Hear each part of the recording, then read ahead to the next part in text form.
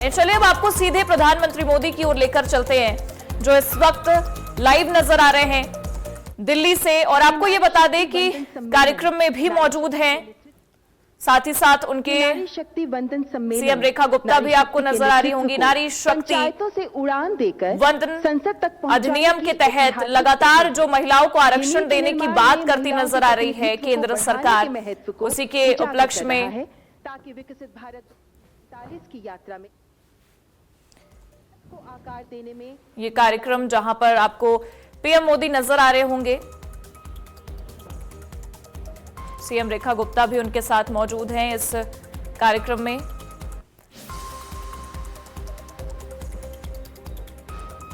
ये तस्वीरें दिल्ली से निकलकर सामने आ रही हैं, जहां आपको तमाम महिलाएं दिख रही होंगी। आपको बता दें कि नारी शक्ति वंदन अधिनियम के तहत केंद्र सरकार महिला आरक्षण को लेकर लगातार आश्वस्त नजर आ रही है। विपक्ष से भी युगों से भारतीय नारी सत्र के मद्देनजर भूमि की ज्वाला बनी, आजादी के संग्राम इस आरक्षण को समर्थन देने की बात कहती दिखाई दे रही है। और आज ये भव्य आयोजन किया गया है, जिसमें प्रधानमंत्री मोदी भी शामिल नजर आ रहे हैं। करते हुए आज विविध क्षेत्रों में अद्वितीय उपलब्धियां अर्जित करने वाली हमारी गौरवशाली नारी शक्ति, जो इस नारी शक्ति वंदन सम्मेलन में देश की आधी आबादी का सशक्त प्रतिनिधित्व कर रही हैं, आप सभी का अत्यंत सम्मान के साथ हम हार्दिक अभिनंदन एवं स्वागत करते हैं।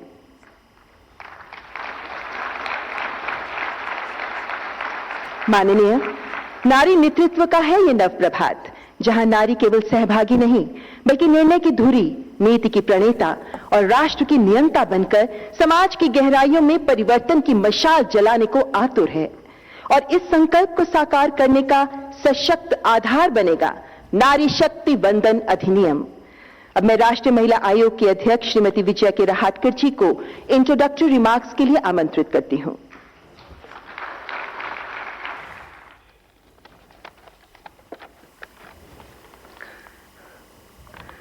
आज के नारी शक्ति सम्मेलन में आए हुए हमारे माननीय प्रधानमंत्री जी, मैं आपका हृदय की गहराई से बहुत बहुत स्वागत करती हूं।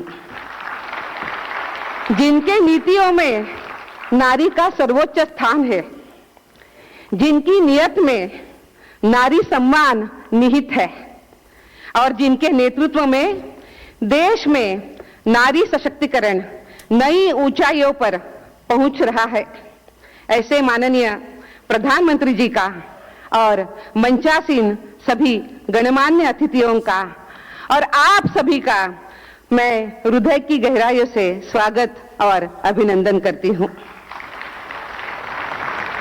हमारे अपने भारत की परंपरा में नारी केवल सहभागी नहीं बल्कि नेतृत्व करता रही है। रानी दुर्गावती, रानी अब्बक्का से लेकर पुण्यश्लोक माता अहिल्या देवी होलकर, माता जिजाऊ, क्रांति ज्योति सावित्रीबाई फूले, ये सभी उदाहरण इस बात के साक्षी है कि भारतीय महिलाओं ने हर युग में नेतृत्व की भूमिका निभाई है।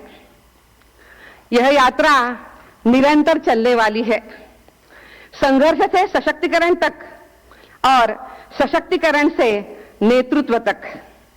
आज इस यात्रा को माननीय प्रधानमंत्री श्री नरेंद्र मोदी जी के नेतृत्व में एक नई दिशा और गति मिल रही है। श्रद्धेय अटल बिहारी वाजपेयी जी ने एक बार कहा था कि women hold up half the sky, so shouldn't they hold at least 1/3 of the political ground।